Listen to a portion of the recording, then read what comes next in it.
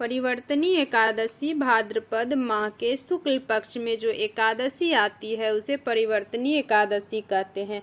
इस एकादशी को जयंती एकादशी और वामन एकादशी भी कहा जाता है। श्री शिवाय नमस्तुभ्यम। दोस्तों, हर हर महादेव। जय माता दी। माता रानी भोलेनाथ की कृपा आप सब पर सदा सर्वदा बनी रहे। तो आज हम बात कर लेंगे परिवर्तनी एकादशी के बारे में। तो पार्श्व एकादशी, जो परिवर्तनी एकादशी, उसे पार्श्व एकादशी भी कहा जाता है। तो ये एकादशी किस दिन है, डेट, तिथि, मुहूर्त और पूजा विधि मैं पूरी वीडियो में बताऊंगी, तो वीडियो के अंत तक बने रहें।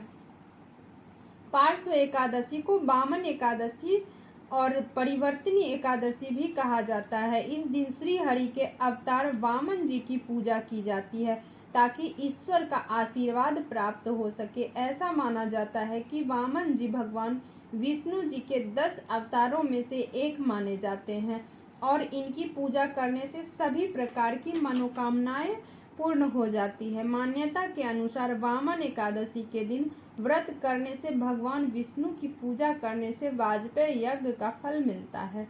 इस दिन भगवान विष्णु सोते समय करवट बदलते हैं। इससे पहले देवशयनी एकादशी कहा जाता है। देवशयनी एकादशी आता है जिस समय कि भगवान विष्णु शयन में जाते हैं। तो इस बीच में एकादशी जो आती है, इसमें भगवान विष्णु परिवर्तनी एकादशी इसीलिए कहा जाता है कि भगवान विष्णु करवट बदलते हैं, परिवर्तन करते हैं, इधर से उधर करवट बदलते हैं, इसीलिए परिवर्तनी एकादशी कहते हैं। सोते समय करवट बदलते हैं, इसीलिए इस दिन को परिवर्तनी एकादशी भी कहा जाता है। इसी एकादशी के दिन भगवान विष्णु वामन के रूप में धरती पर अवतरित हुए थे, इसलिए ही इस दिन को वामन जयंती के रूप में भी मनाया जाता है। इस दिन भगवान विष्णु की पूजा आराधना करने से मोक्ष की प्राप्ति होती है।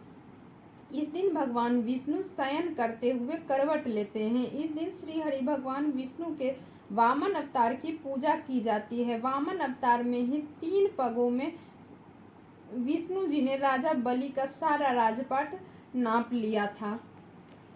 पार्श्व एकादशी पवित्र चतुर्मास की अवधि के समय आती है, तो इसे अत्यधिक भाग्यशाली और शुभ माना जाता है। हिंदू मान्यताओं के अनुसार यह उस समयावधि को दर्शाता है जब भगवान विष्णु आराम कर रहे थे और उन्होंने बाएं ओर से दाएं ओर करवट ली। यह एकादशी 25 सितंबर 2023 दिन सोमवार को रखा जाएगा। वैष्णव पार्श्व एकादशी का महत्व। पार्श्व एकादशी व्रत भक्तों द्वारा सदियों से किया जा रहा है। हिंदू मान्यताओं के अनुसार यह माना जाता है कि जो भक्त पूरे विधि विधान के साथ इस व्रत का पालन करते हैं उन्हें अच्छे स्वास्थ्य, धन और सुख की प्राप्ति होती है। यह व्रत अज्ञानता का नाश करता है। इस दिन मां लक्ष्मी की पूजा करने से उनकी कृपा भी प्राप्त होती है। इसके साथ ही यह भी माना जाता है कि इस दिन भगवान अपने 5वें अवतार यानी कि वामन अवतार में पृथ्वी पर आए थे। तो आइए अब जान लेते हैं इस दिन किए जाने वाले पूजा विधि की। इस दिन कैसे पूजा की जाती है। तो ये 25 सितंबर 2023 को सोमवार के दिन ये व्रत रखा जाएगा। तो इस दिन सुबह उठकर स्नान आदि करने के बाद स्वच्छ साफ कपड़े पहने जाते हैं। जिस स्थान पर पूजा की जाती है उस स्थान पर गंगा जल डालकर उस स्थान को पवित्र किया जाता है। इसके बाद एक चौकी वहां लगाकर उस पर पीले रंग का कपड़ा बिछा दें। फिर भगवान विष्णु, लक्ष्मी नारायण की प्रतिमा उस पर विराजित की जाती है। इसके बाद दीपक जलाया जाता है और प्रतिमा पर कुमकुम या चंदन का तिलक लगाएं। प्रतिमा के सामने हाथ जोड़कर भगवान विष्णु का ध्यान करें।